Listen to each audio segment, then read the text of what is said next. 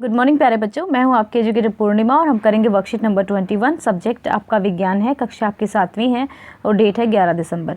मानव में पाचन। तो पिछली वर्कशीट में हमने क्या देखा था? हमने देखा था कि जैसे ही हम भोजन को मुंह में डालते हैं तो जो लार निकलती है वो लार भोजन में मिलती है और वो एक तो उसको सॉफ्ट बना देती है, दूसरा उसके अंदर मंड होता है, मंड को क्या करती है? शर्करा में कन्वर्ट कर देती है, शर्करा में बदल देती है।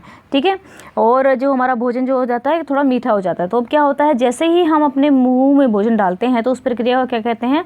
अंतग्रहण कहलाती है वो प्रक्रिया। तो यहाँ से पहले समझेंगे कि होता क्या है। यहाँ पे देखो, सबसे पहले क्या होता है कि ये तो हमारी जो मुख या मुख गुहिका हो गई, ये वाला पोर्शन जहाँ पे हम डालते हैं। फिर ये हमारी भोजन नली जिसको ग्रासिका बोलते हैं।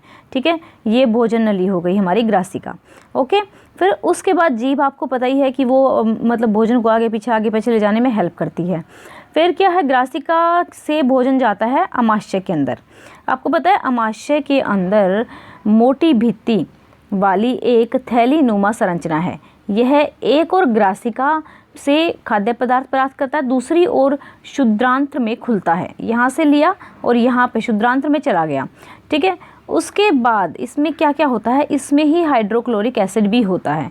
ठीक है, इसके अंदर श्लेष्म, पाचक रस और हाइड्रोक्लोरिक अम्ल होता है। ठीक है, जो हाइड्रोक्लोरिक अम्ल होता है ना, वो क्या करता है? बहुत सारे जो जीवाणु होता है उनको नष्ट करता है और जो भोजन के साथ वहाँ तक पहुँच जाते हैं। साथ ही यह माध्यम जो अम्लीय बनता है, मतलब यहाँ पे जो एसिड होता है थोड़ा भोजन को पचाने के लिए जितना एसिड ज़रूरत होता है वो हाइड्रोक्लोरिक एसिड कहाँ पे प्रेजेंट होता है? स्टमक में प्रेजेंट होता है। अब भोजन यहाँ चला गया छोटी आंत में, इसको छोटी क्षुद्रांत को जो बोलते हैं, क्षुद्रांत यानी कि छोटी आंत भी बोलते हैं इसको।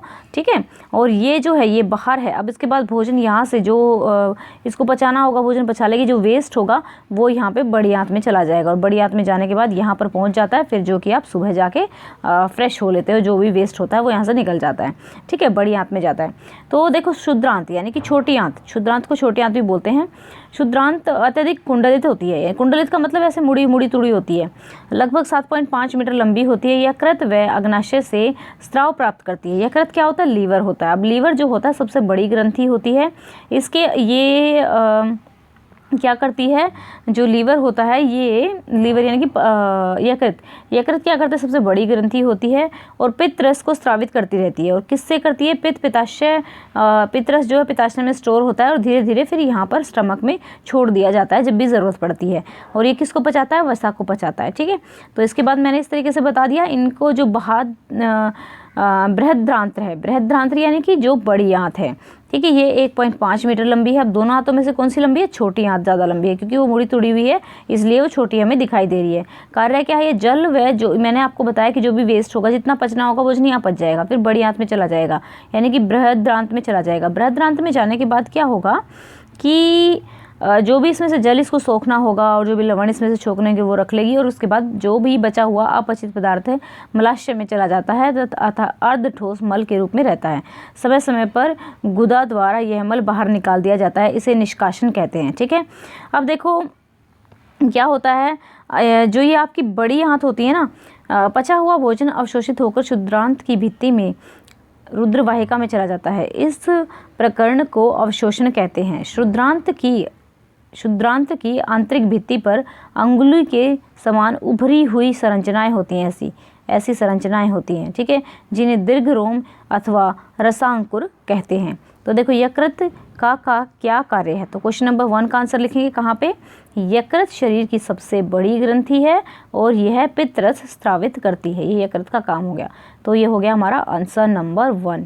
क्या हुआ आंसर नंबर 1? यकृत शरीर की सबसे, ये देखो आंसर नंबर 1 हमारा ये हो गया है। यहाँ पे ये देखेंगे आप, यकृत शरीर की सबसे बड़ी ग्रंथि है, पित्त रस स्रावित करती है। ये हो गया हमारा आंसर 1। ओके, अब चलेंगे हमारे क्वेश्चन नंबर 2 पे। यहाँ पे पाचन तंत्र के कौन से भाग द्वारा ये क्रियाएं होती है? जीवाणु नष्ट करना और भोजन का संपूर्ण पाचन।